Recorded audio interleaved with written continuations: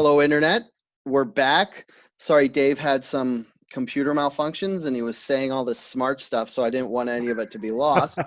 So, on bequest to me, he switched computers and he switched rooms. Now he has books in the background. So you can No, it's tell the he's same. I'm in smart. the same room. It was totally, I thought maybe it was an internet connection. Totally my old computer. But Ah, I absconded with we had with all the kids learning from home. We found a deal on some Chromebooks and got some Chromebooks for my kids for schoolwork. nice. Because Now, our other computer was really old. My work computer is very old. Our home computer is very old. So now they have the better computers in our house.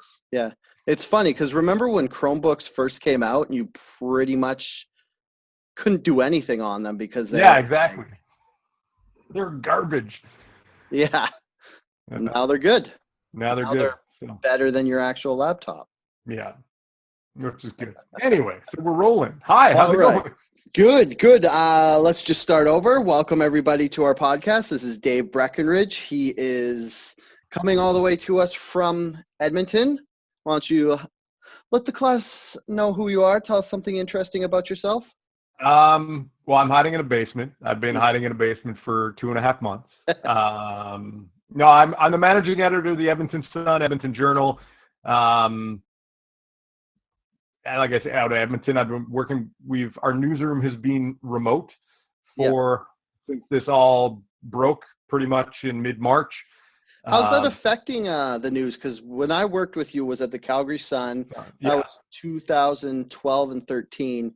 yeah, And there was a lot of kind of like everybody's in one big room, like you don't even have cubicles. And then if somebody needs something, they kind of shout across the room. And there's a real like interconnectedness of being right there and like just walking over to someone and asking them questions. Has that yeah. really changed that for you or at all?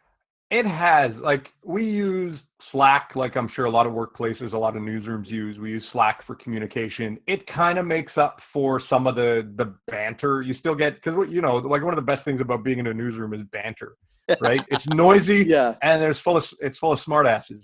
Smart people, also smart asses. And so there's a lot of banter that goes on in a newsroom, and Slack kind of makes up for it. But you're right, you're not able to just kind of turn around and say to someone, hey, what do you think of this headline?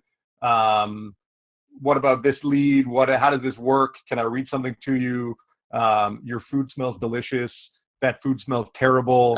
No fish bombs in the No office. fish. Yeah, exactly. So like, there's that flow that I miss about being in the newsroom, and I miss kind of being around the group that we have, because as you well know, newsrooms are full of characters. The Mhm. Edmonton newsroom for the Journal and the Sun is no different. We have a lot of interesting people, and they're fun to be around. So that part, kind of missing that, kind of sucks.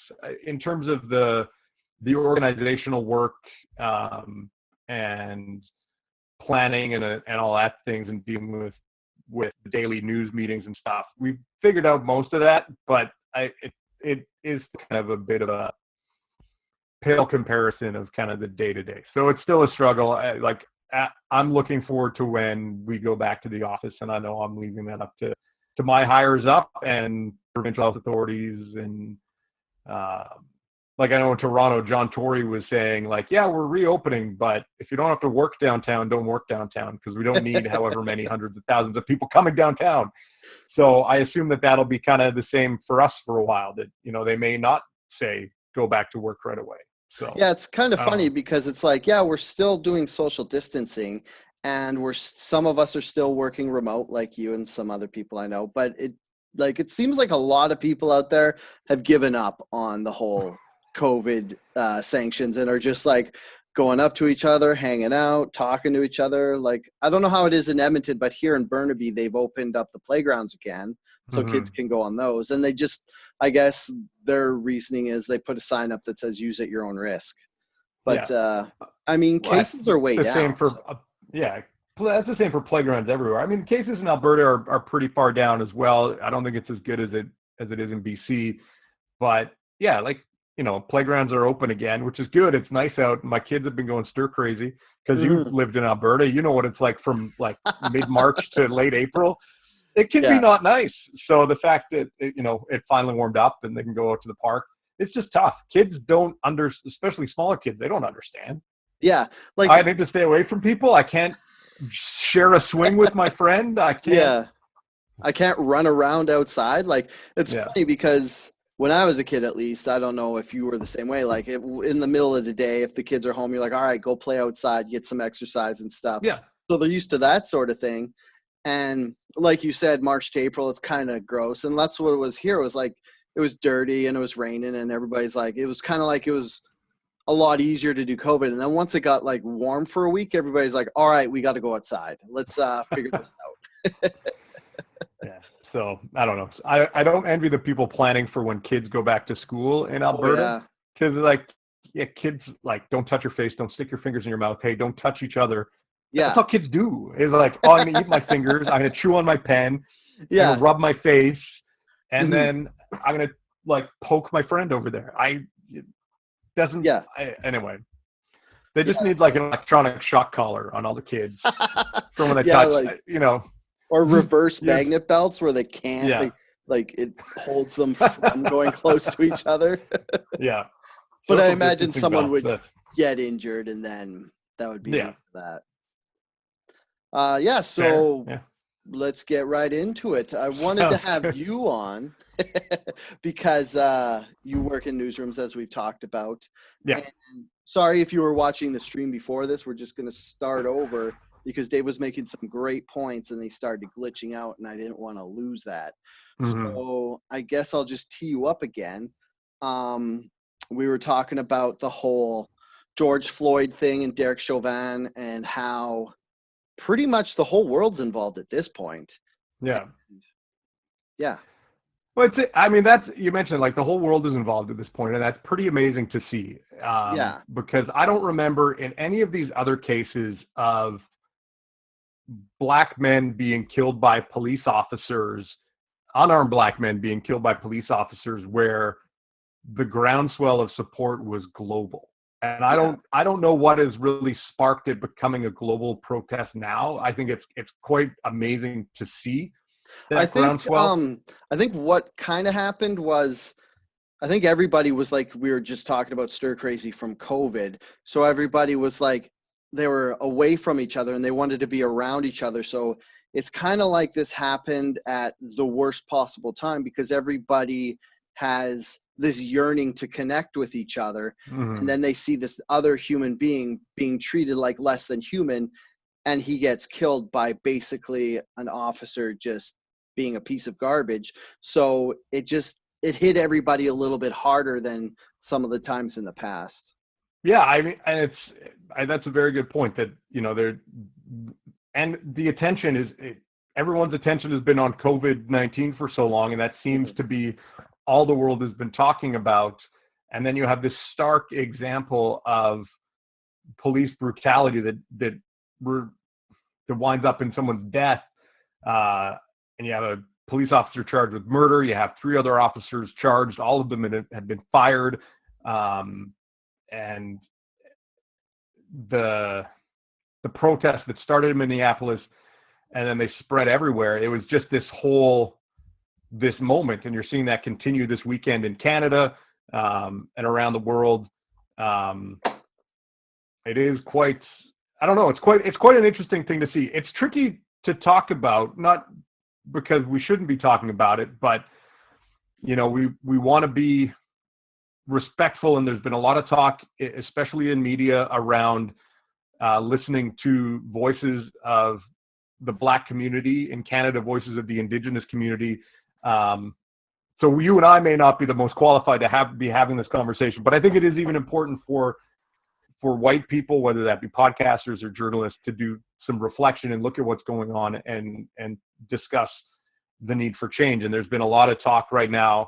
I think the big call for change that I think people are asking for everywhere is the idea of depolicing or police abolitionists. And Yeah. I'm, but I think that as we watch the protests, there was one in Edmonton yesterday. There was a couple of smaller ones earlier in the week in Edmonton. There's been some large protests and rallies in Calgary, Toronto today. I don't know if you saw the guy who thought it would be funny to show up in blackface in Toronto No. today. Ooh. Oh, it was Ouch. bad. Yeah, he got That's arrested. I think rightfully so. I'm oh, he surprised that should. he. I'm surprised he walked. I'm surprised he actually walked out of there under his own volition. I wouldn't have begrudged anyone from. I'd imagine if that didn't happen in Canada, like I don't want to make it to sound like we're all wusses, but I think in general, Canada is a little bit less to physical confrontations than say somewhere in the States. Yeah. Oh yeah, Yeah, no. that's The still state seems unbelievable. primed for violence in a lot of ways. I don't know if there's the guy running around with a chainsaw Yeah, trying to get the Black Lives Matter oh, protesters away from wherever he was. I was just like, what is going on? Like this, it feels very much like the world has gone mad at hmm. times. Yeah, there was also that guy, I think it was last week, where he had a compound bow and he was trying to say, he was all like, oh, all lives matter and stuff. And you're like, oh, dude, just, And then he pulled his bow and arrow out. And everyone's talking yeah, about, and I'm not trying to excuse people who were looting. I know there was in St. Louis, I believe there was a story of a security guard who was shot and killed trying to keep looters out of his store. I'm not trying to excuse people who are exhibiting violence, but for people on the right to be criticizing Black Lives Matter protesters or Antifa protesters for using violence, and then people are like wielding chainsaws as a means of crowd control or pulling out a yeah. bow and arrow. We're talking about things that can kill people. Sure. Yeah, like there's a tweeter, a guy on Twitter, and he said Tim Pool, and he said something to the refrain of you have people on the right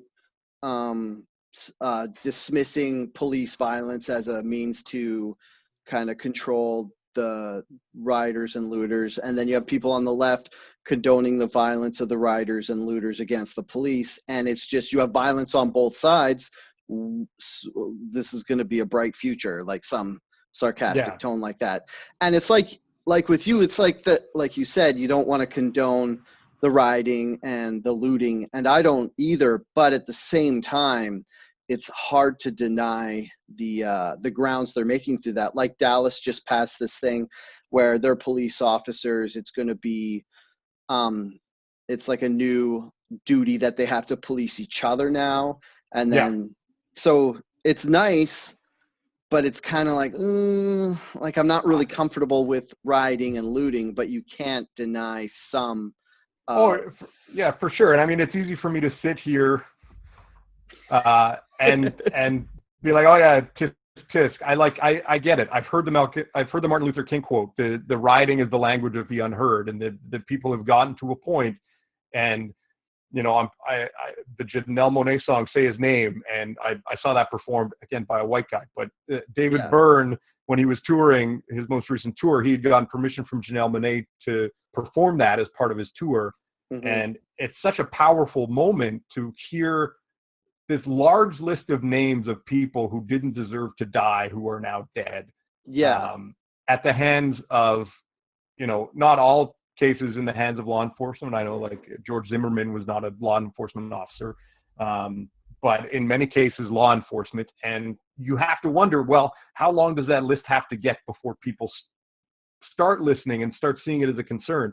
Like it took, you know, one of the links you would send me in advance of this was the NFL commissioner Yeah. and his statement, and it's like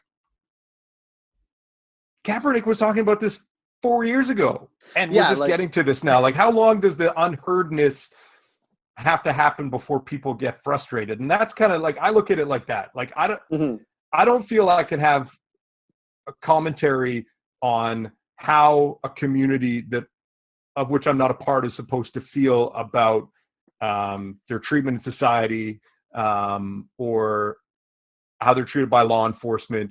But I can see that it's not great. I can see, and this isn't something that's been going on like a short period of time. Like you and I grew up when we were teenagers. Rodney King was a thing, and we've Yeah. seen that video. And I grew up with that as a part of my media consciousness is seeing the video of Rodney King getting beaten. And I wonder, like, why are we still talking about, why is this still happening 30 years later? And I still get stuck with that. And I don't know. I have a hard time kind of articulating my thoughts on it, partly out of outrage and partly because I don't know what the solution is. Yeah, exactly. Like one of the problems with this whole rioting and looting thing is like, yeah, it's good. We're causing change and the people are finally being heard, and it's nice because it's almost like they're draining the swamp of the police departments. Like, we're finally getting to a point where the police departments themselves are admitting, yeah, we got some fucking assholes in here and we should probably do something so in the future they don't get to just run around and put their knees on people's necks. And like, some people have called for like no chokeholds. And I hope, like, what I want to see is maybe like further, more stringent policing of the police. Pretty much like they should have more psyche evals, seeing if they are like getting too aggressive or if they're power tripping, in layman's terms. And maybe have like a more kind of selective entry process Mm-hmm. where if you are the type of person who is prone to violent outbursts, maybe you just don't get to be a police officer anymore. Yeah, I mean, I don't want people who are prone to violent outbursts being police officers. I respect the work many police officers do. I Mm-hmm. think that, it's not an easy job, but like the discussion over the last few days, like the idea that people from the Black community, or in Canada the Indigenous community, are over policed, the idea that people from those communities are overrepresented in the justice system. Like, these are the problems that we're going to have to address at some point. And I don't know if that comes through better screening, or that comes through changes in policy, or that comes through more oversight. Like it, and I know the problems in Canada are different than the problems in the United States. I know in Canada we have police associations and police unions, but I don't know if they're as powerful as they are in the United States. I know that in Minneapolis, the head of the police union is a big booster of Donald Trump, is not a fan of the Democratic mayor. There's a lot more partisan politics tied to some of these police unions, and they hold a lot of sway, especially when you have very large police departments like New York City. I don't know if those systemic issues are the same problem here as they are in the States. But these are kind of all these things that we have to look at. And I mean, at the end of the day, I'm surprised that conservatives are so resistant to some of these changes. You have people, and I'll look at the United States. You have conservatives who, during COVID, because people couldn't go to Subway, or people couldn't go get a haircut, or people couldn't do all of these things, you had Second Amendment people show up with guns at state houses and be like, all right, like, you can't tell me what to do. And then when it comes to the Black Lives Matter issue and abuse of police power, those same Second Amendment people aren't turning up protesting against the overarching power of the state. I don't understand that. You can argue for depolicing from a very conservative, small government frame of mind. Mm-hmm. And still not be in favor of people committing murder or rob. I'm not talking about Black Lives Matter. I'm just talking about like crime in general. You can be anti-crime and anti-policing at the same time if you believe in smaller government. Yeah, I'm really worried about the binary conversation that's happening. Like, there's everybody saying either let the cops do whatever they want, like the people who are trying to say like, oh, you're just making the cops angry, they're going to react that way, they should be okay.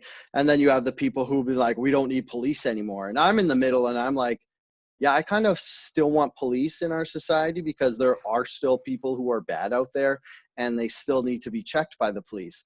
But I also don't want to let the police go because they have been screwing around, and some of the police unions, I'm not going to go so far as to say the whole union is corrupt, but a lot of the times their hands are tied where they have to, just because they're the union, they have to stick up for the police officer, maybe even if he's wrong. And like you were Mm-hmm. saying, like there's people who are saying defund the police, like Derek, who unfortunately couldn't be with us because he has like, sorry for laughing at such an inopportune time, but Derek has like a sore back. He slipped a disc or something. I don't know what he was lifting, but apparently it was heavy. But he was saying, I wanted to present his opinion, because he was saying what they should do is not completely defund the police, but they should take money from the police departments and put them more into like social programs, and maybe some of the roles that the police have in the community, they should kind of branch out and give them to like social workers, or even make up new positions where Mhm. like you don't have police as the first responders to every situation. You kind of have maybe specialized groups that do something like that. And that's also something you could look forward to Mm. Yeah. as well. Well, I know that's something the police departments do now, and you could see more of that being done. Like the Edmonton Police Department and other police departments in Canada, they have special units where it's a police officer and a mental health worker or a social worker. And I understand in Canada, social workers aren't always viewed as a safer option, especially for First Nations communities, because if Child and Family Services get involved in a case, the social worker is the person who comes in and then says, oh, this parent isn't fit, and then they come and take your kids away. Like there's a whole other issue that comes with depolicing or taking money and putting it in other resources, is who is doing that work. And again, it's we need to listen to the communities who are raising these concerns, just like we'd listen to any other community around any other issue. Like, you know, we have such a governments, especially in Canada, have a knack for being elected and then forming panel after panel after panel after panel who hold hearings, who want to listen to the concerns of people. But when it comes to policing and how to police differently, that seems to never happen. The city of Edmonton is notorious, like, oh, garbage, and we're going to have our public art panel and we're going to talk about all these things. But why not with policing? Why? You know, I hope Edmonton Mayor Don Iveson said today that he wants to listen to the concerns raised by Black Lives Matter around funding for policing and potentially the idea of depolicing. I hope they do. Like, and again, I can look at it from a couple of lenses. From a social justice lens, it makes sense. From a conservative small government lens, it makes sense. Maybe it means that I'm paying less in taxes because we don't have as many officers on the street. I always get hung up, and having worked in media in two cities now, Calgary and Edmonton. The ladies, yes, Alberta guy.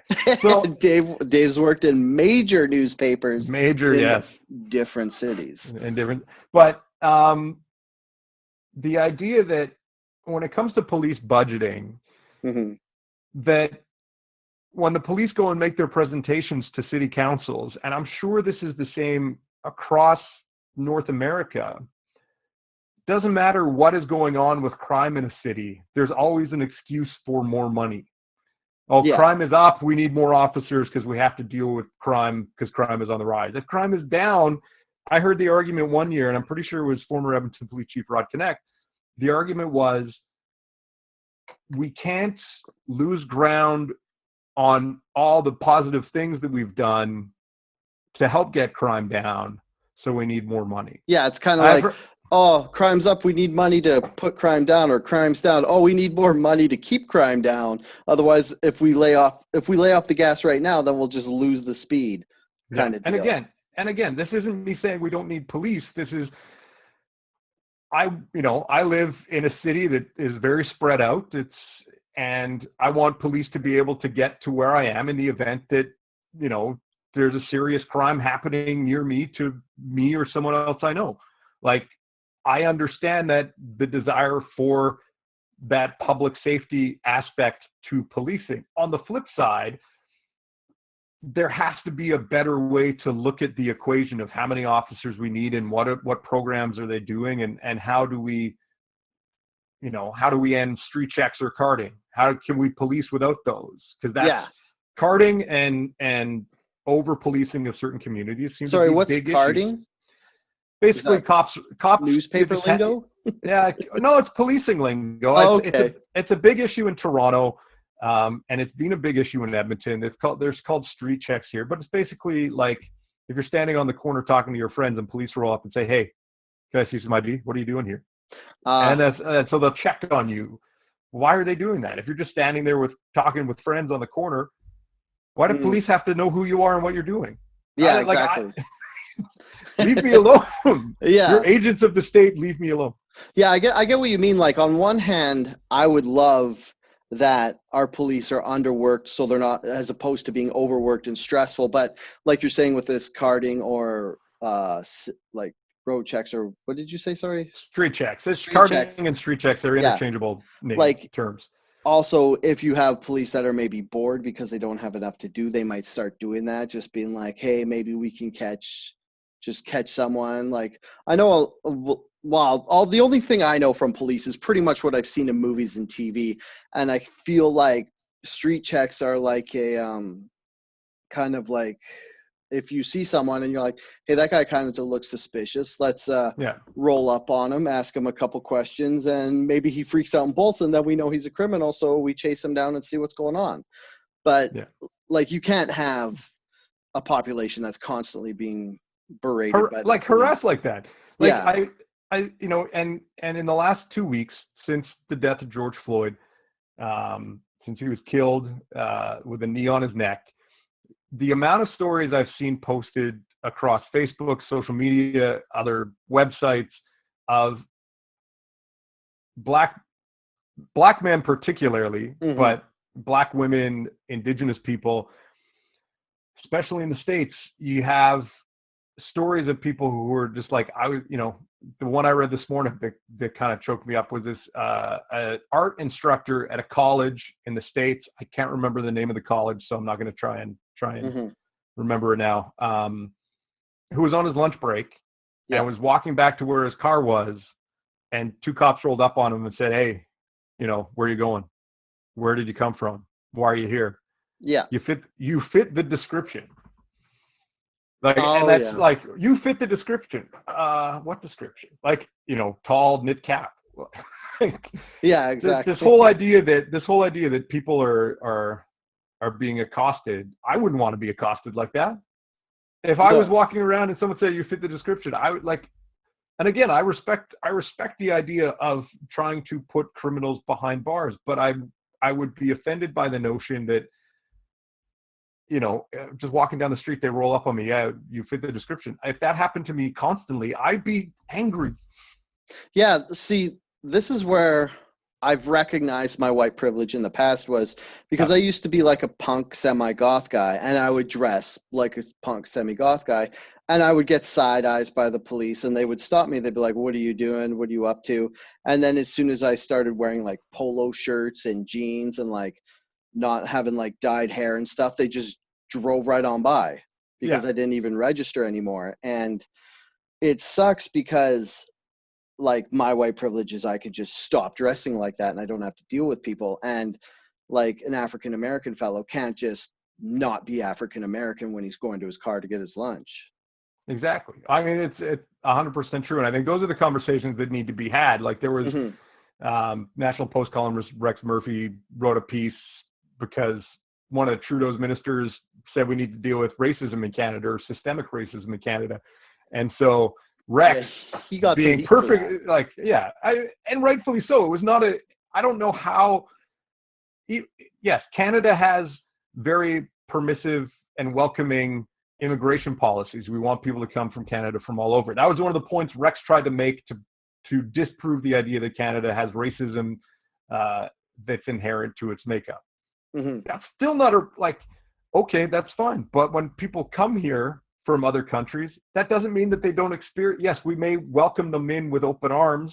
Justin Trudeau tweeted after the Trump Muslim ban, Canada's welcoming. Canada, come to Canada. It's a great place. That doesn't mean that when they get here, it's all 100% well and good. Like, those Yeah, are two and disconnected ideas yeah, and that another Rex thing completely is ignored. And also, we like, don't need Rex Murphy weighing in on racism.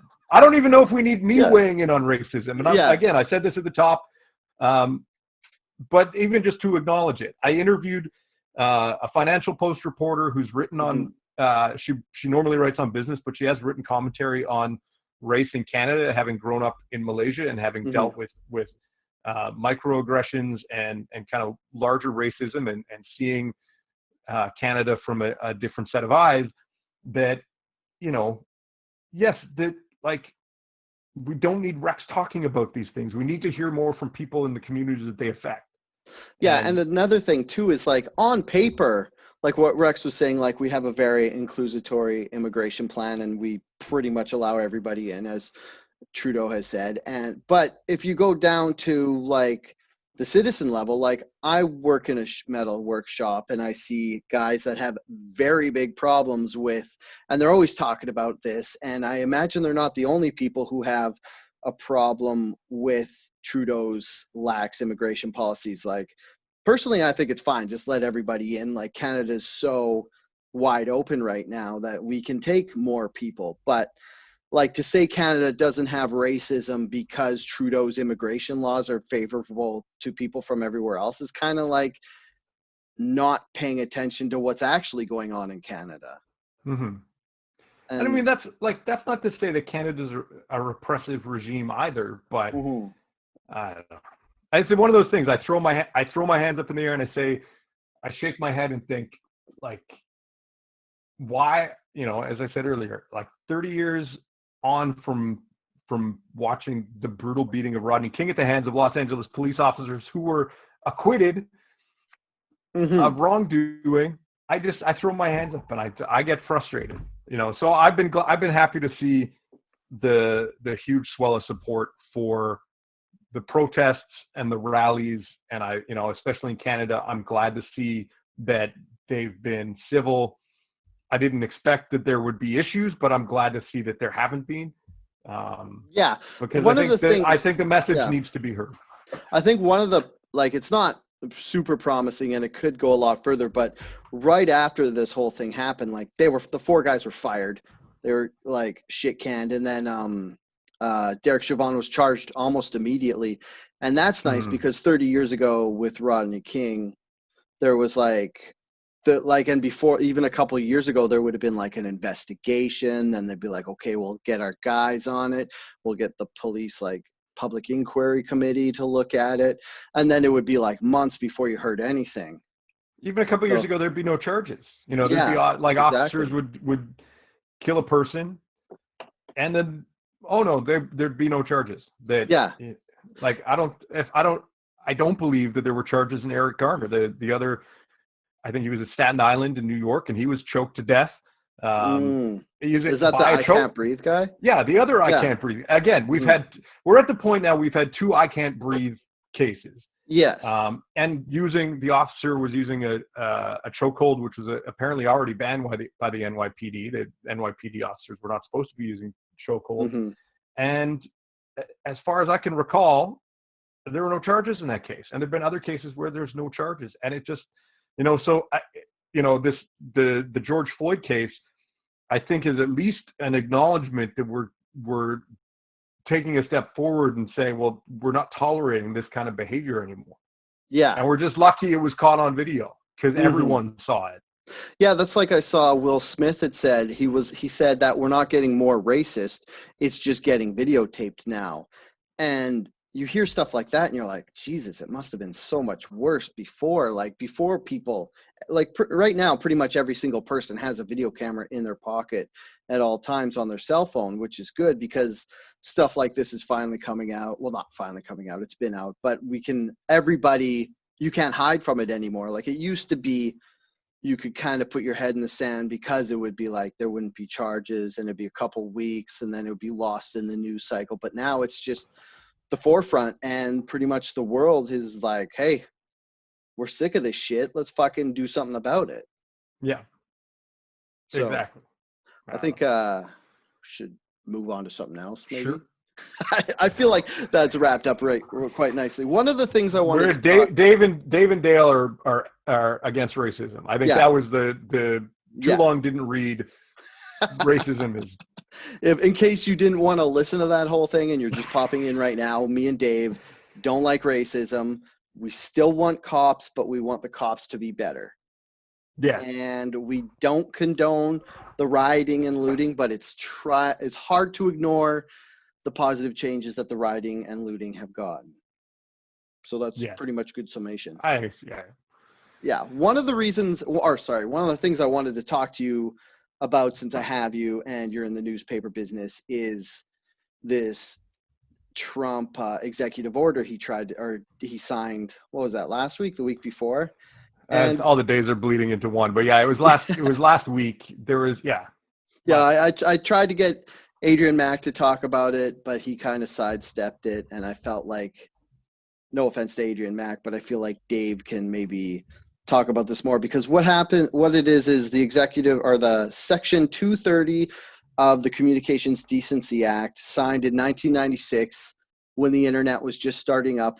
It was a way to kind of protect internet providers, like that would be the people who actually give you your internet service, and even websites, from being charged with libel and slander that people have posted using their services. And some of the examples of the way this has been used in the past, like some guy emailed a hateful letter out to a bunch of people on his AOL email service, and the guy who he wrote about tried to sue AOL as part of the libel thing, but this section protected him. And then another example Mhm. was, there's a dating site where one female pretty much copied another female's profile, and took her picture, took her name, and said a whole bunch of mean stuff about her, just being like, hey, I'm not a very good person, which is the PC version of probably what actually said.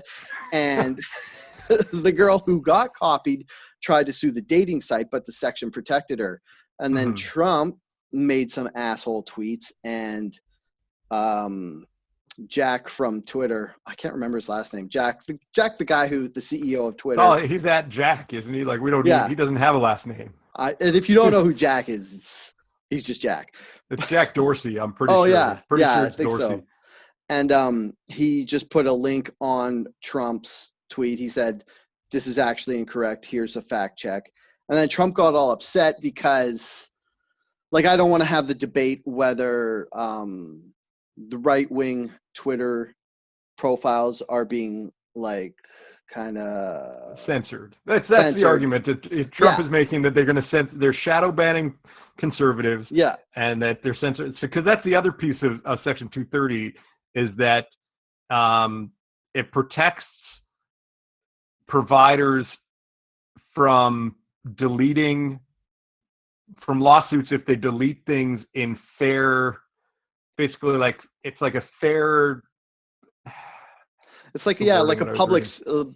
public service. Fair dealing. Yeah, Yeah. you're doing it like you're deleting, like it protects them from lawsuits Yeah, on if you're that doing it side. in good faith. And Yeah. so Trump signs this executive order to ratchet back the protections under Section 230, thinking that that means that it's going to stop the censorship of the right wing and the conservatives.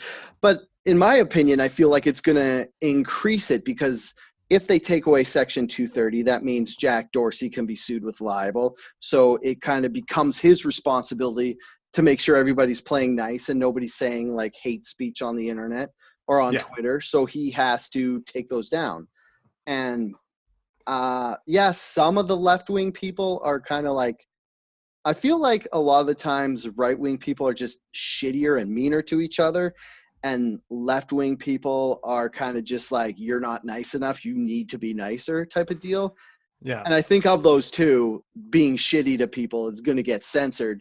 So I just I wanted to find get your opinion on.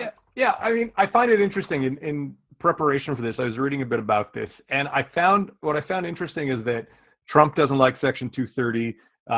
One-time Democratic presidential candidate Senator Beto O'Rourke doesn't like Section 230 because he felt that it prevented websites from being held accountable for hate speech that was being published on their sites. Like it's both wings hate it. Mhm. So maybe it is a good thing. Maybe it's a good thing to have in place. If Yeah. both sides equally hate it, then maybe it's doing the right thing. You know, I struggle with this. As someone in the media, we're accountable. As a Mhm. news organization, we are accountable. We have to abide by Canadian defamation laws. We can't, we can be sued for defamation. We can be Yeah. charged with criminal defamation. We do not have unfettered free speech to put whatever we want on our sites. So I understand why you'd want something like a Facebook to be held accountable. Like, the question is, in thinking about this, I was wondering, well, what is the internet? is the internet like your living room, or is a website like your living room, or is it like a street corner? Yeah. When I was in Calgary, one of my jobs was online editor, and I oversaw the websites, and that included reading the comments. You know how people always say, "Don't read the comments." Yeah. And those are the people saying that are the people who've had to read the comments for professional reasons, and they know better. Yeah. And I viewed the comment section as my living room. The Mhm. Calgary Sun, and not just mine. Like I had bosses, and I had to, we tried to decide, well, what was acceptable to have on our site. Obviously, we didn't feel that we could host things that were libelous or couldn't host comments that were defamatory in any way. So those would get deleted. And then I wouldn't let you come into my living room and start saying horrible things about people of color or Jewish people or LGBTQ people. Mhm. I'd kick you out of my house. Yeah. So if people came into my comment forum and did that, I'd kick you out of my comment forum.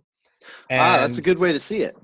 But is the internet as a whole, so that's a newspaper website. We are a Mhm. company and we have a website, and so we treat it as our office.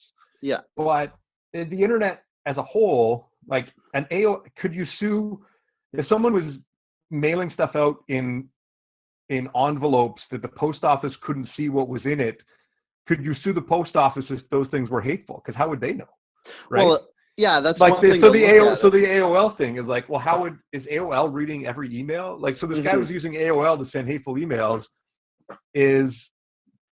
Can AOL be held responsible if they don't know what's in them? Like, I don't want AOL or Google or Microsoft reading every single email I send, not because I'm sending horrible hate mail to people, but Oh, that's a can of worms that might be but open. how do you deal with these things? And then for something like Facebook and Twitter, is Facebook and Twitter Jack Dorsey or Mark Zuckerberg's living room, or is it Mhm.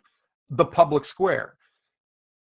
Should they police the public square? Well, people say, we don't want Reddit threads that are run by racists. I know that Reddit has talked about its own problems, and one of the founders has resigned his board chair, and he wants to be replaced by a black person. Mhm. So that's their business decision. But like, how do we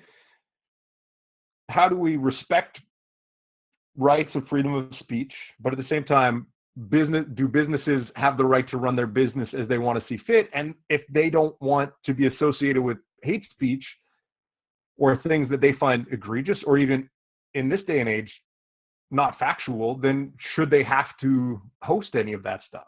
I don't know. Like, it's a very fascinating debate, and Mhm. I'm of two minds on it. Like, again, my newspaper's website was like my house or our Yeah. place of business.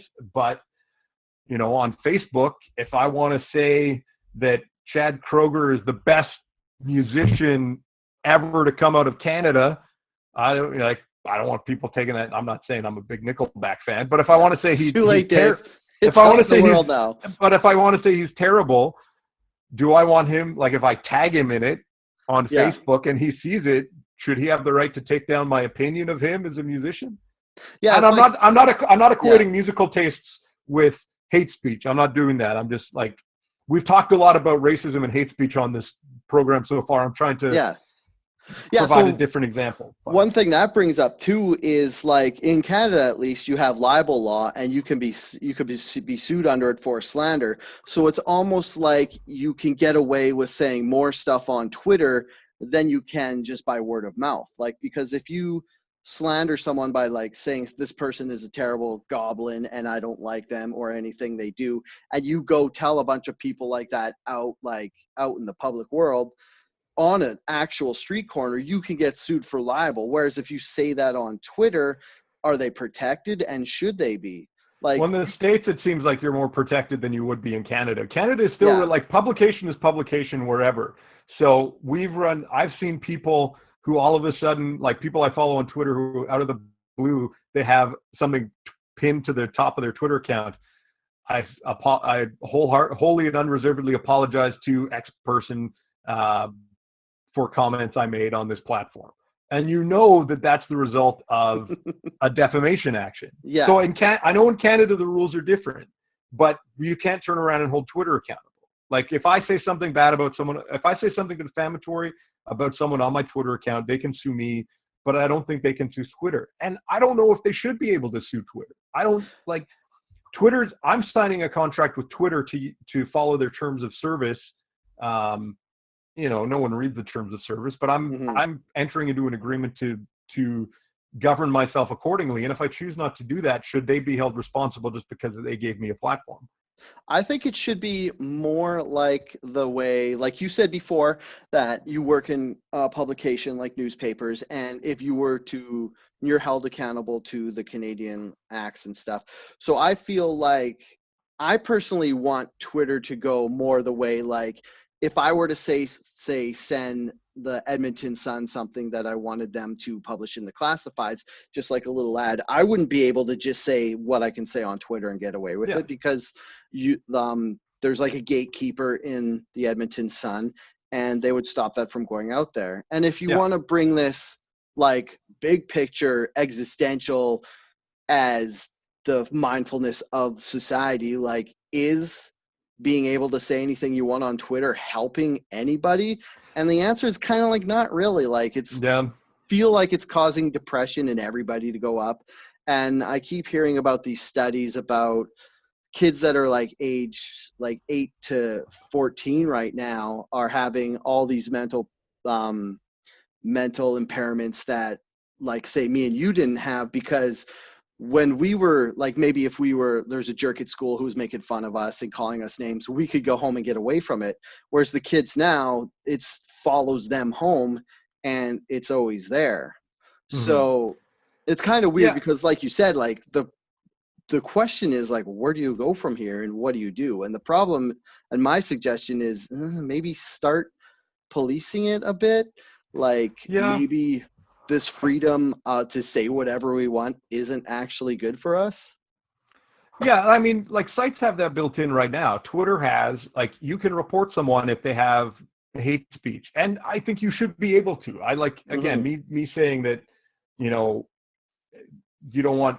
I don't think that they should be held accountable if I'm defaming someone on Twitter. I don't think they should.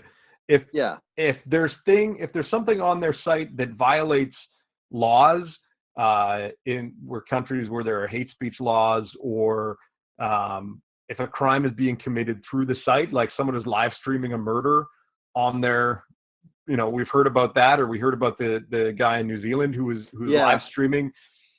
Maybe there is a liability there that these things aren't shut down soon enough, but again, it gets tricky in that what is the line? Is it enough to have a ability to report? Is it enough to have the ability to have an account deleted if it's proven to the company that these people have been doing things that are against the law or against the code of conduct? Like, do we need to get lawsuits involved? I don't know, but you raise Hmm. a good point. Like, I spend a lot of time on Twitter for work. There are days where I think maybe I should just kind of walk away because it's not good for me today. It's like it's not a good Yeah. distraction. It's too much. And maybe I should walk. And maybe that's something that everybody should do, or that the sites. In a lot of cases, it's the sites need to get better at policing some of this stuff on their own. If they don't want to be policed by the government, maybe they should do a better job of policing on their own. Yeah. Like you brought up Reddit before, and one of the good things about Reddit is everything you say on Reddit goes into a subreddit, like a little kind of conversation to the side. And each one of those subreddits has its own moderator or multiple moderators that are kind of in charge to keep that chat in line. Like, could they like with Twitter, could they somehow like fracture it so there isn't just one big pool where all the tweets go? They kind of go into sub pools, and each of those sub pools kind of have people going through and making sure nothing shitty goes on. Because it is good that if you complain about something, it gets looked at either by a person or the AI looks through it to see if it goes against their terms and conditions. But should there be it's almost like, should we have a pre-screening process where it doesn't actually get in? And that would kind of ruin Twitter, because the whole strength of Twitter is the immediacy of it. Yeah. Like, you see something going on, you could talk about it and like stuff like that. So it kind of, I don't know, it would kind of hamstring the whole point of Twitter in the first place. But Mm-hmm. one thing that Germany did was, in Germany, if you say something like hate speech on Twitter or on Facebook, they were trying to hold Facebook accountable for it. So it changed the way that Facebook had to be represented in Germany and how the way that it works there. So we could, Yeah. and yeah, it's kind of different. Like each country's different. Like you said, it's a lot harder to get away with saying shitty things in Canada than it is this in the States. Yeah. Yeah.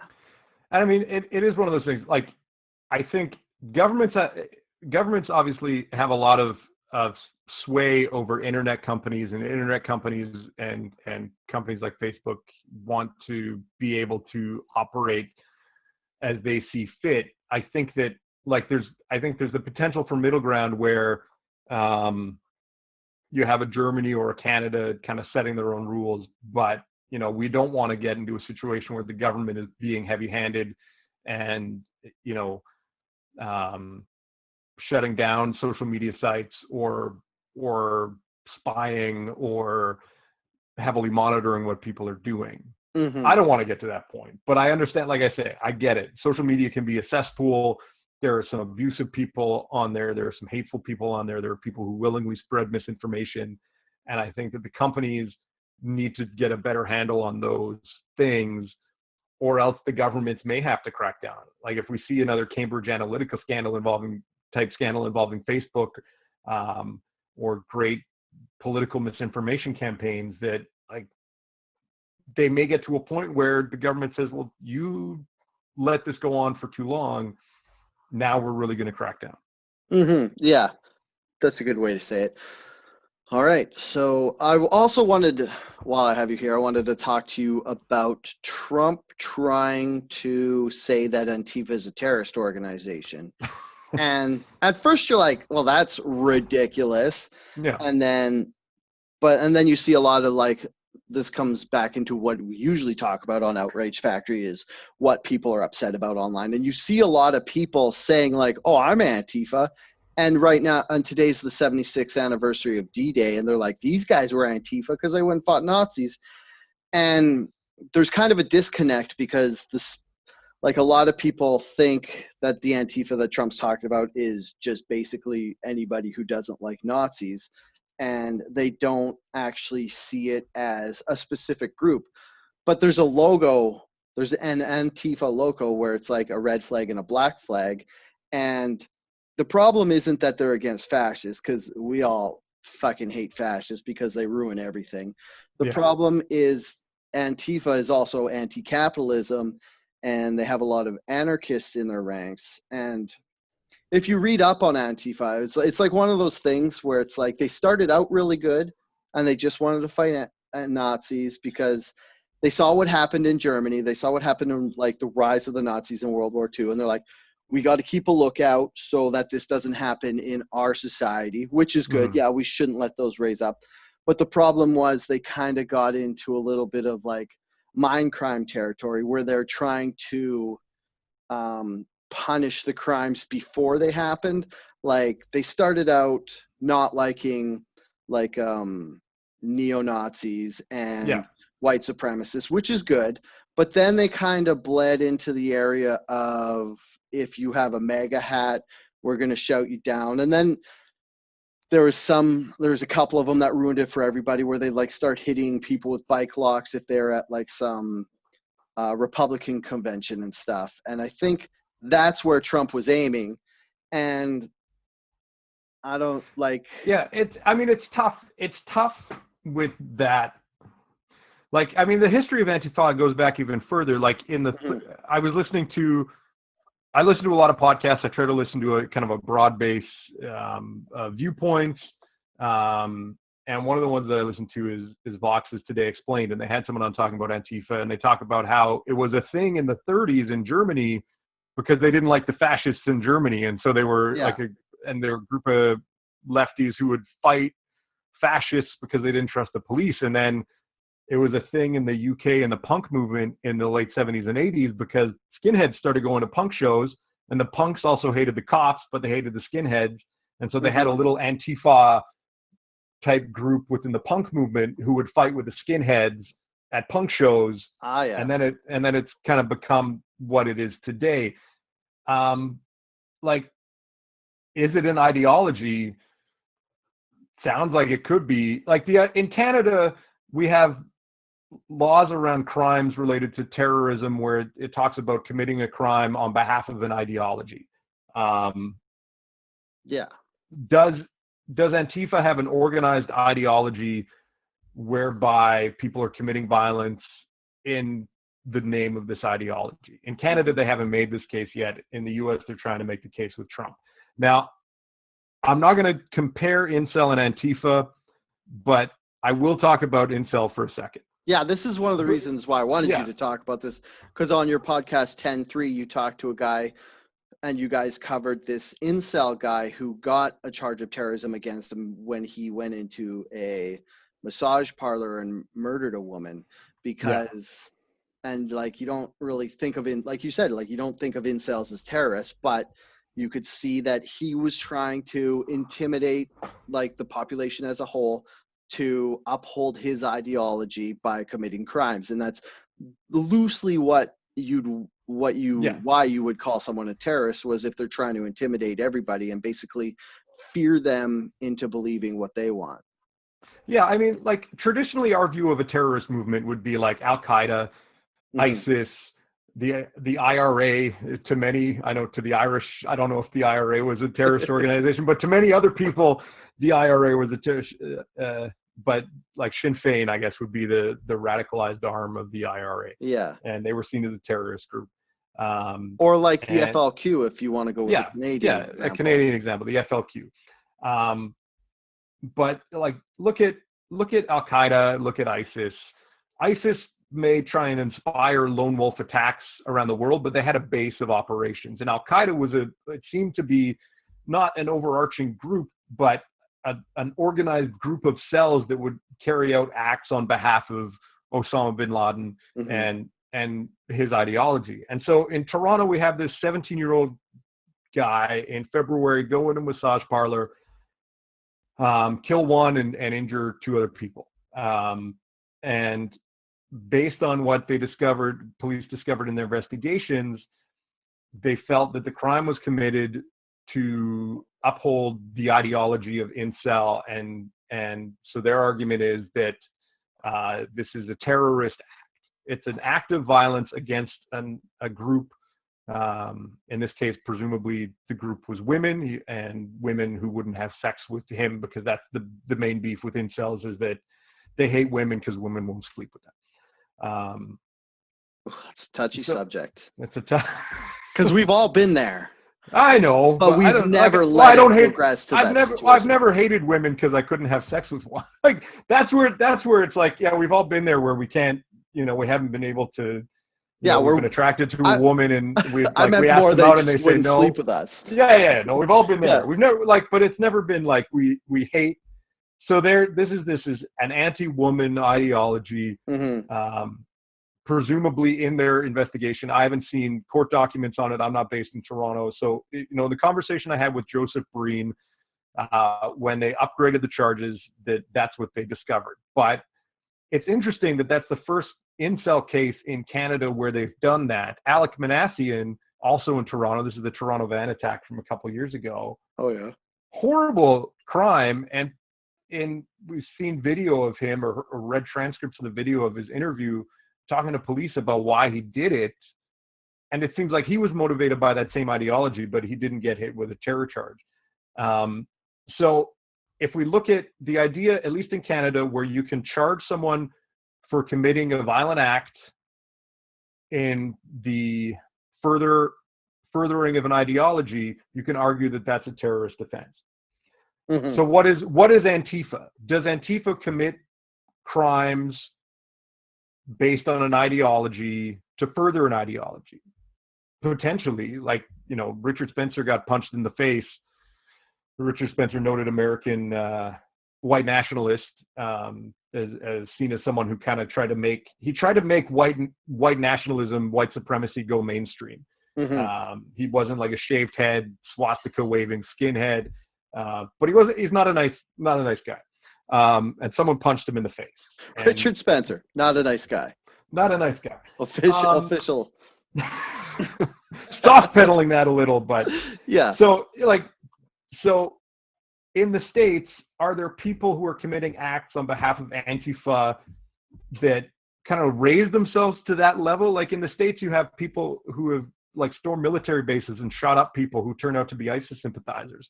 That feels like more of a terrorist act than violence at a protest that Antifa may be doing. Yeah. Could Antifa get to a point in Canada or the US where they commit, murder? I'm not trying to throw the aspersion that that's going to happen, but like, is there a bar there? Do groups have to commit heinous acts of violence to be leveled at terrorist organization? I don't know. Yeah. Like, it is what, like, are they organized? I don't know. There are people who would say that the Parliament Hill shooter was a terrorist, or the mosque shooter in Quebec City was a terrorist because they believed in a certain hateful ideology and then went and acted on it.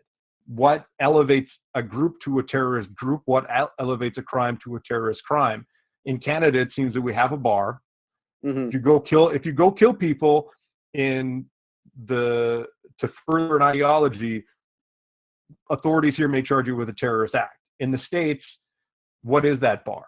Like, I don't know. Like, I've read a lot of criticism of Antifa in the last few days, and there's a branch of it in Portland, Rose City Antifa.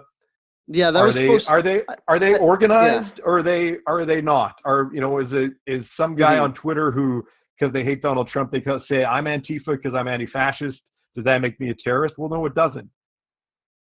Is Antifa a terrorist group because they get it in fights with police or alt-right commentators at rallies and maybe commit assaults? Does that make them a terrorist group or a gang? Does that, like, what is this is in the discussion around making them a terrorist group? I guess, what do we want to call a terrorist group? Someone who acts on an ideology, who commits horrible acts of violence. That's where I would be at. People who are dressed all in black and start fights with police. I don't know. Does that make them terrorists? I like what you said by gang. Like, I don't think they should be called terrorist group, because I think that's kind of giving too much legitimacy to a bunch of little groups that aren't really all together and they aren't organized. Like you said, like in Portland, that's one of the main ones that we've seen in the past where there was all the criticism for. To me, this just seems like Trump trying to preemptively put something through to kind of like before he starts campaigning and holding Republican rallies and stuff leading up to the election. I guess he's probably trying to get this through to maybe take some of the criticism away that he would see in public. Because if he somehow, for whatever reason, if he manages to get this through and Antifa ends up being a terrorist organization, which would be terrible, I think he feels like he will get less heat on him as he's traveling around the country, and his people can wear MAGA hats without being made fun of or threatened. Well, I mean, and again, it goes to the idea of like free speech. Like, should people be allowed to assemble in a like-minded group? And we said earlier, I'm not a big fan of riots. I don't condone unnecessary violence. Some of the things that people have accused Antifa of doing, I wouldn't condone, nor would I do. But in terms of the ability to assemble in a group of like-minded individuals, should that be made a crime if the acts they're accused of committing don't elevate themselves to grievous harm to people? I don't know if that's the case. But again, at least in Canada, we've seen the bar. If you commit murder in furthering of an ideology, you can be charged with a terrorist-linked offense, and I don't have a problem with that. Yeah, I look like Goose. I'm sitting in my basement wearing a black hoodie, and I'm like, shoot, do I look like I'm part of Antifa? You're like, I know my beard isn't long enough, and like, if if Antifa is going to continue being like a group, I would implore them to not pick black, because I like to wear black because it's slimming, and I don't really want that taken away from me to be able to go in public and look good in a black hoodie. Can they just dress like communists, like red or like Yeah, green like, fatigues with a Fidel yeah. Castro hat? It That's should your be, Antifa yeah, it uniform? should be like a flag. Like they have to pick 2 colored stripes or like a design, like a, or maybe have like just a big version of their logo, like because they have. A Che Guevara shirt, so they're easy to identify. Oh, exactly. Yeah. Yes, there you go. So you know who to stay away from. Yeah. Oh, that Yeah. guy's wearing a Che Guevara shirt. Let's cross the street, honey. We don't want none of that. Have you? Okay.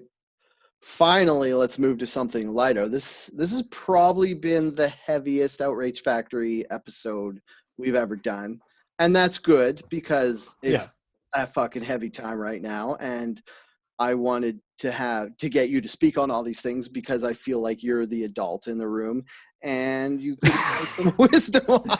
Well, every now and then I'll see a tweet where someone's like, I just want an adult to come in and make everything better, and then I realize I'm the adult.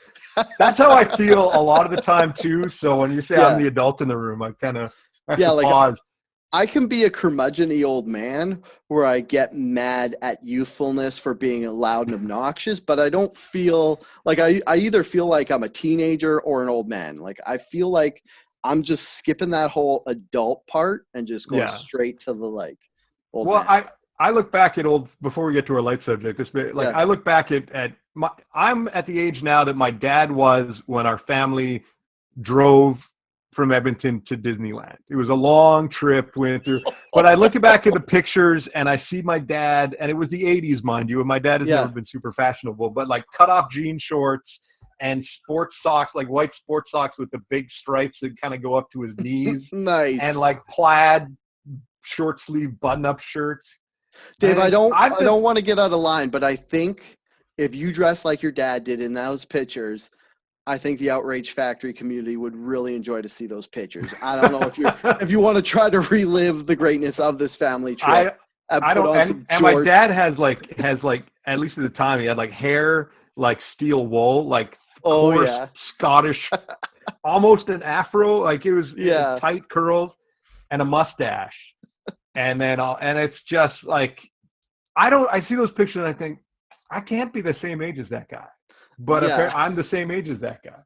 That's funny. Like I found a picture of my dad, and my dad, like he settled on the cowboy look, like cowboy boots and a cowboy hat, and then like kind of like Wrangler shirt, like button up cowboy shirts or whatever. But before that, there was a time when he was kind of like dabbling in and out of what he wanted to wear. And there's this picture of us in a restaurant, and we're all little kids, and he's wearing one of those shiny green jackets and a fedora, and he has this big beard and cowboy boots. And I was like, it kind of clashes in all the right ways. Like he's got 3 different looks going on at the same time. And I guess it was the 80s. It was just like a freer time when you didn't have to care. If Pharrell Williams can wear that giant Arby's hat. Oh yeah. And then and then baggy clothes and stuff. Like you look at I don't know, Lady Gaga, and if celebrities can dress like that, your dad can wear clashing looks. It's all good. What I was wanting to did you watch Tiger King when it was like the most important thing in the world, like 2 months ago? It's funny. I've made 2 attempts at the Tiger King story. There was Wondery did a season of its Over My Dead Body podcast about Joe Exotic and Carol Baskin. Season 1 of Over My Dead Body was a divorce hearing that went like a divorce case that went awry, and then I thought season 2 was going to be a continuation of that story. Yeah, because and then it's like Joe Exotic and that bitch Carol Baskin. I'm like, what is this? And so I think this was like a year ago, and I kind of said, I'm kind of done with this podcast. And then Tiger King came on. I'm like, this story sounds familiar. I didn't connect it right away. And then I started watching. I'm like, oh, this is the podcast thing. And I've got 3 episodes in. And every episode, I feel like a nervousness in the pit of my stomach. Like, what am I watching? So I haven't watched the whole thing. I know the whole story about Carol Baskin. And I know about Joe Exotic is in jail or awaiting trial, and I know Hmm. that everyone thinks that Carol killed her first husband or her previous husband. I don't know how many times she's married. I think it was So her second. Yeah. I'm aware of the phenomenon about Carol Baskin and Joe Exotic. So Yeah. let's dive in. I'll half-ass it here. Okay, we don't really have to dive in because I just wanted to bring it up because we have talked about Tiger King in the past, Yeah. and I hadn't watched. So what happened was we started talking about it on our first live stream, and and I was like, I don't really want to talk about this because I haven't seen it, so I'm not too familiar with the subject matter. And then everybody was like, Dale has to watch Tiger King, and I was like, fine. If somebody gives $2 to the Patreon, I'll watch Tiger King. And then somebody gave $2 to the Patreon, so I watched the entirety of it, Tiger King, in 2 days, Yeah. and it's not as good as people say it is. I get why people liked it because it was a couple weeks into quarantine and we were all kind of like, what are we going to do now? What's next? And it did take your mind off the whole COVID thing. And the reason I'm bringing it up now is because Carol Baskins has gotten legal custody of Joe Exotic Zoo. I can't remember what it was called exactly. And it's I funny can't remember because either. if this news would have come out like a month and a half ago, like closer to when Tiger King was released, everybody would have talked about it. This is kind of like how when the government was like, oh, there's aliens and we have videos of UFOs, nobody cared because of COVID. But now because of all these Black Lives Matter protests, this comes out and nobody cares. And it's like the perfect thing for Carol Baskins because like you said, everybody kind of hates her and stuff. And Yeah, it is weird, like, to see at the end of this that she kind of gets her way. Like, Joe Mhm. Exotic is shut down, she gets to take over the zoo. It's like it's a victory for her, but is it a good victory for her at the end of the day? Like, she's been dragged. Like, I felt the 3 episodes I saw, I felt that she was portrayed as fairly as any of the other characters in the show, and they're all characters. Yeah. And so she's all of them came out looking kind of strange. My favorite character in the show, and I call them characters, I know they're real people, was the guy who was doing his live stream, who used to work for Inside Edition. Oh Like, I yeah, can't that remember his guy. name. He looked Oh like he'd been smoking 4 packs a day for 50 years, and maybe he has yeah, been, and his the guy teeth are all who messed up now. lost everything in the fire. Yeah. Yeah, that guy was pretty good. I liked Um, the drug kingpin who kind of said he had like a tiger habit, but he just dealt drugs so he could support having of his tigers and tiger stuff. habit. Yeah. Yeah, No, he was pretty good because he was the was it Scarface? He was the inspiration for Scarface. yeah, Yeah. Like, I mean, that, like, it is one of those weird, and you're right that, people are paying attention to things that matter right now. So Carol Baskin getting the zoo is, fine. That was a thing.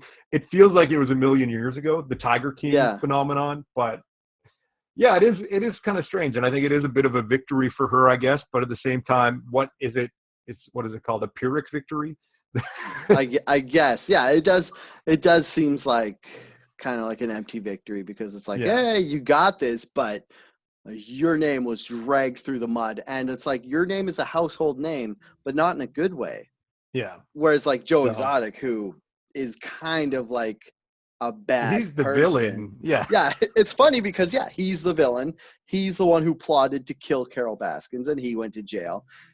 And he's still in jail right now, but he still comes off as the good guy through the show. And then she in like if this would have taken a different way where it's like she has been wrongfully accused of killing her husband and she lost someone she loved and she's just been dealing with this crazy guy who just is insulting her and shooting effigies of her and saying he wants to kill her and then hires Hmm. someone to try kill her and then he goes to jail and she in the end, if you would have taken that viewpoint of it, it would look amazing. It would be the happy ending, but Yeah. it's kind of weird how it's like flipped.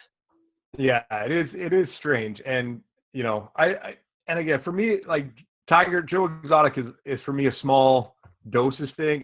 I remember, and it's funny to make the connection, is when I first saw a trailer for Tiger King, I didn't didn't make the connection. Hmm. But I've been watching John Oliver's show for like 4 years or however long he's been on. He did a segment about Joe Exotic running for president or something back in 2016, or trying Oh to get his yeah. name on the ballot. And he's in small doses. That's quite entertaining to kind of laugh at this eccentric guy who owns tigers and fires a gun and dresses bizarrely. You talk about having like styles clashing. Yeah. Like it's just, he's a character that I can see why people really got into that show. I don't Yeah. know. I think when COVID started, I was still trying to make my way through Brooklyn Nine-Nine because I didn't watch it the first time around. And so I was Oh watching yeah. all the old episodes of that, and so I just kind of like, I got other stuff to watch. I'm not going to watch Tiger King. At the And end of the then day, Westworld was Brooklyn on. Nine-Nine will make you feel better about yourself than Joe Yes, Exotic will. yes. Yeah. Brooklyn Nine-Nine is uplifting. It's, you know, what people may need in these trying times. Yeah, it So, actually might be good viewing for right now, especially when police forces are under such heat that it could be like maybe softening the hardened viewpoint of police, whereas making them kind of empathetic, you yeah. could say. And then go watch The Wire, and then kind of lose, Yeah. balance it out, right? Yeah, two Yeah, two ends of the spectrum. Oh, well, I yeah. was watching something. Oh, Intelligence. Did you ever see that show? The CBC show. Yeah, it Yeah, reminded me of like a Canadian The Wire it a was. I little was bit. so mad when they canceled it. It was so good. Yeah. Even the inclusion of the guy who played Max Headroom, Matt Frewer, even he was good in it. I was so like, I remember Da I Vinci's can't believe you pulled that Inquest. name out for Max Headroom. Yeah. It's all stored up here. So that show was created by, I think it was Chris Haddock, Mhm. who also created Da Vinci's Inquest. I did not like Da Vinci's Inquest, but then at I some never point in the saw it. Da Vinci's, it's kind of like a police procedural, Mhm. and it was kind of based around, um, I think the character was kind of based around Larry Campbell. Who's that? He was a BC RCMP officer who ended up being like elected to office or made a senator or something. When was that? In the 90s. Oh, Anyway, but then at some point in the show, they decided to, I'm looking up Larry Campbell while I'm okay. talking.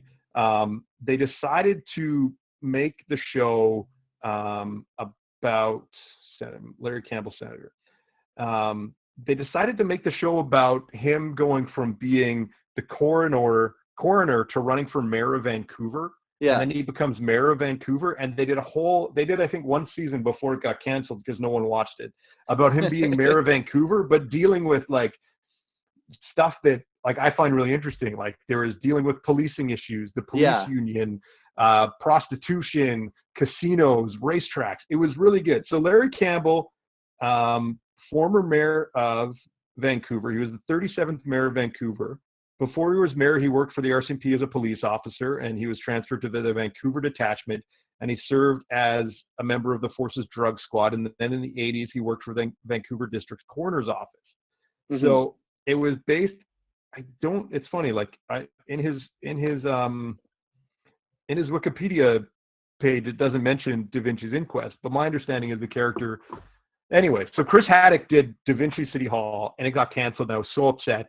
And then they brought him. CBC did Intelligence with him, Yeah. and I was so good. It was so good. It It's on was really Netflix good. now, but no one watched it, and so it got canceled.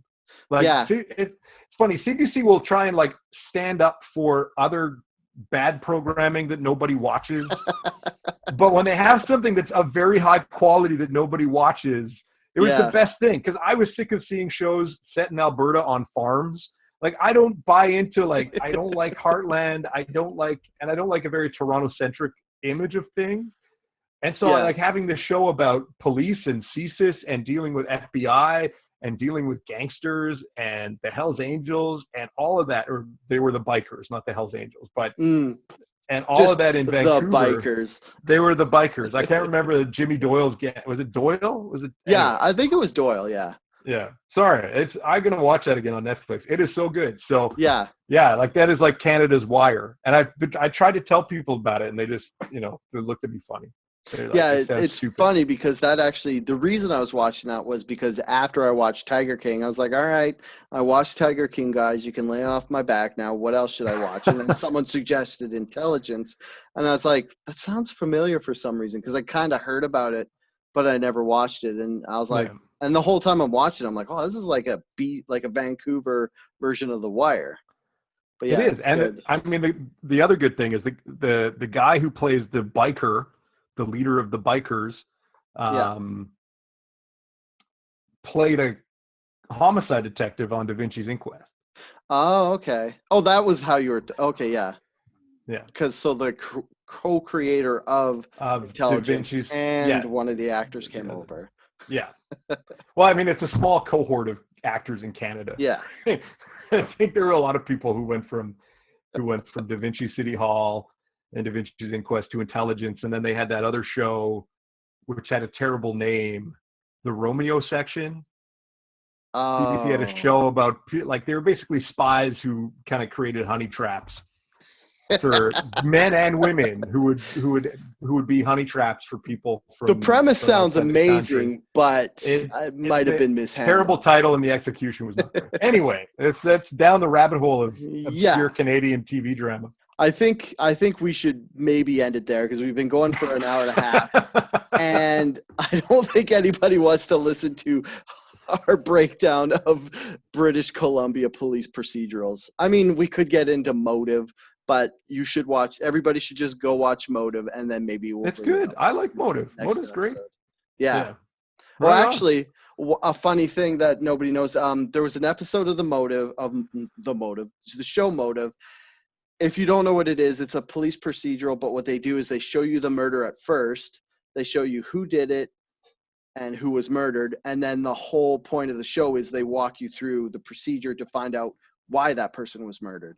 And it actually was a good take on the police procedural, and it kind of mixed it up enough. But there's this one episode where this person is buying paintings from from like garage sales and stuff and painting cats on them. And it's like an old lady, and she's doing it as a hobby, and she sells these paintings. And then someone buys the painting from her because it's some lost super famous artwork that's worth millions. And so the lady who painted the cat on it goes and kills her, and then takes the painting back and is trying to take the cat picture off, but she ruins the Yeah. painting. So Oh, no. ironically, the painting ends up being worthless. Yeah. But the reason I'm talking about this is I now have that painting because Yes. there was a set sale where they, like, after a show cancels down in Vancouver, they send all the stuff to the warehouse where you could buy like some of the props Yeah. and some of the clothes and stuff that they wore. And then I bought this painting, and it's funny because Andrea doesn't like the painting because it's actually kind of an ugly painting. And every time I bring it up, I have to explain that whole episode to everybody. And they're like, oh, great. So you got this painting because it's some TV show in Vancouver that nobody really has watched or knows. That's awesome. And I'm like, isn't that great? And everybody's like, sure. So Awesome. That's that's awesome. that's my personal emotional connection with that show. Nice. And with that, I want to thank you again, Dave. It was great having you on. No worries. And Happy to. yeah, you soldiered us through those like a champ. Like, those were some heavy subjects, and I'm glad you were here to keep the dick and fart jokes out of it, like I would have peppered in, and probably got a lot of people upset at us. So you said you're on the 10-3 podcast through Post Yeah. Media. You said you were on a different provincial podcast. Is that still going? No, that's not going right now. Because some of the other people who were involved kind of left the newsroom, and then due to COVID and stuff like that, we'd looked at doing more of a YouTube type video project, but that had to get put on hold because no one's allowed to go anywhere. That makes sense. I mean, we put this on YouTube, but I don't know if it's good enough to be like a provincial and official news media podcast or a video thing. So yeah, so I did, but so the 10-3 podcast, and we're doing more episodes next week around the George Floyd case and policing in Canada and racism Oh, in Canada. nice. Yeah, There will be more on that. I do have to compliment you. The 10-3 podcast is great. I started listening to it because I felt bad because I asked you on this podcast and I hadn't listened to it. And I was like, I'm just going to go listen to a whole bunch of episodes and pretend I was listening to it the whole time so Dave doesn't get hurt feelings. And then I listened to him. I'm like, wow, this is great. Like I think they're like 15 to 20-minute episodes, and each one deals with like a news subject. Yeah. Yeah, basically, like we don't do kind of the news of the day because we're not daily, but we talk about, we try and get a bit of a deeper look at big stories, and we talk to journalists from across the post-media chain. I know with COVID and a lot of focus on things nationally, there's been a lot of people from the National Post, but it is, we try and kind of get into deeper conversation about stories that we feel matter to people. And right now, the killing of George Floyd and racism in Canada, you know, we're hoping to get a couple more episodes out about that because it's an important discussion to be having right now. Yeah, this is definitely a turning point for North American society, I guess. Like you could say, it's good to basically get as much of it down for the permanent record as you can. Yeah. I think you also have until all the servers are erased and society falls apart. Until the EMP bomb goes off. But if an EMP bomb goes off, people could still get you in your other output, which is pretty much every newspaper in Edmonton right now. The two main ones, at least. Basically. So if you want to hear more from Dave, just go pick up a newspaper because that's what he does. Yeah. And then, you could follow us on iTunes or wherever you get your podcasts. Oddly, I think the numbers spiked the most for Apple Podcasts. Rate, review us, force your friends to watch us against their will. Go to our Patreon, Outrage Fact Pod, give us some money. I'm doing this deal where if you spend $2 on our Patreon on give me a TV suggestion on Netflix or something. It was kind of like the COVID deal where I didn't have enough to watch. So if you do that, I'll watch within reason. I'm not watching any reality TV. I'll watch what you suggest. If you're watching this live stream, you already know where to find us on Facebook. We have YouTube channels where I kind of put the live streams after the fact. And that's about it. Is there anything you want to say before we go, Dave? No, there's a lot of fun. You know, as I said, for people who watched last week's episode, I joked with Dale, I'm not as conspiratorially minded as Mr. Mac. I got to correct you. Occluded history minded. Occluded history minded. I got quite the spanking for saying conspiracy theory, which I loved. I thought that was funny. No, it was an entertaining episode, but it's fun. Glad I was happy to be on. And yes, you should. You should spend $2 on the Patreon and make Dale watch Paw Patrol. No. Dave, you've ruined my life. All right, everybody. Thanks for coming in. Until next time, stay angry.